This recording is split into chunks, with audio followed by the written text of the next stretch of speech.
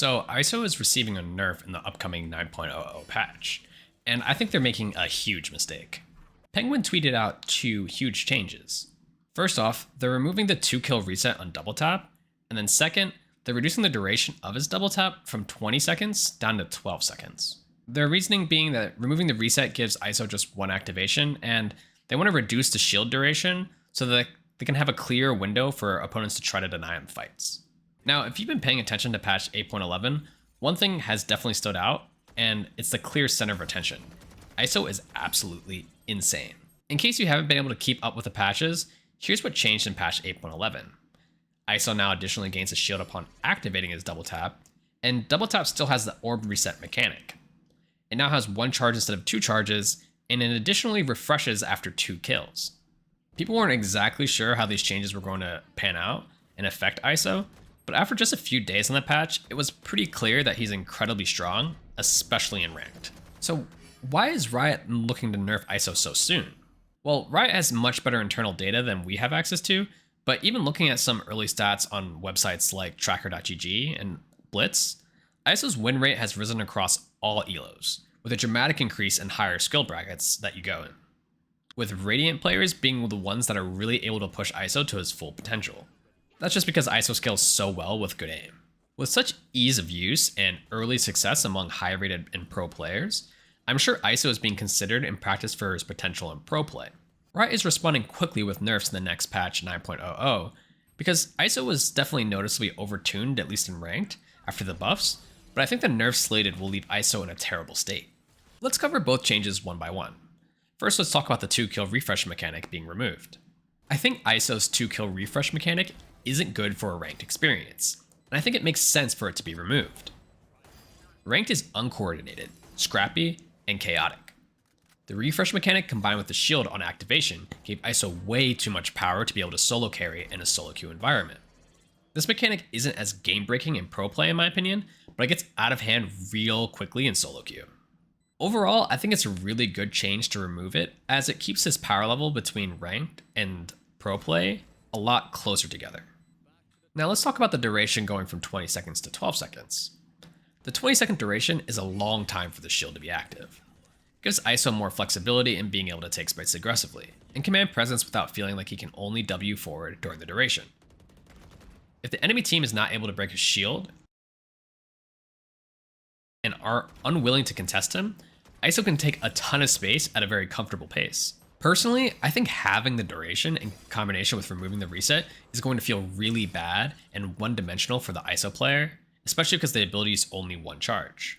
I really don't think this is a good change, so how would I adjust this change to make sense? Well, honestly, I think you could leave the duration at 20 seconds if you really wanted to, but if you want to be on the safer side, the ways that you can adjust it are twofold. One thing you could do is, yeah, keep the 12-second nerf to the duration of the shield, but allow the double tap flow state to last the full 20 seconds. That way the power window and space ISO demands feels much fairer, but ISO still has some wiggle room to try to get back into the high power space. Now, you could also do something like keeping the 12-second duration, but now give ISO double tap on activating his ultimate so that he has a high power window when he uses his ultimate, and he still has the actual charge of his ability for after the ultimate if he wins it. It makes him more reliant though around his ultimate and plays more like a Phoenix, which I don't really know how fun that would be to play around. Especially like when maps like Fracture come back and you just have an ISO farming orbs constantly and just sniping people with his ultimate. It could be kind of unfun to play against. So what about countering ISO? Because another thing to keep in mind are people are still getting used to playing against the character. ISO is fundamentally a unique agent, and he can brute force his way into a lot of situations. He also punishes players that peek 1 by 1. These are very common themes in ranked and solo queue play. Using ISO shield is incredibly easy for the ISO player, while dealing with ISO shield will still take time to get used to find countermeasures.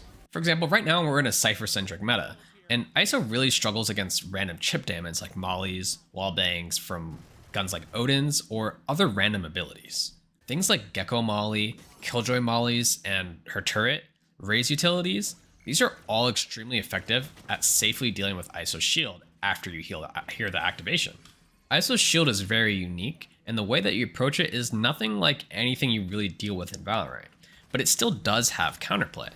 I think over time, players will get used to dealing with the activation and having protocols against that are kind of second nature even in ranked play. Just in general, I think there are a lot of things that contribute to ISO's high win rate all at once. I think over time, he'll land in a much more reasonable spot with only a few slight adjustments needed. So look, I understand Riot's reasoning for wanting to do such a heavy-handed nerf. The next VCT season is just around the corner, with attendance champions being the stakes for a lot of teams.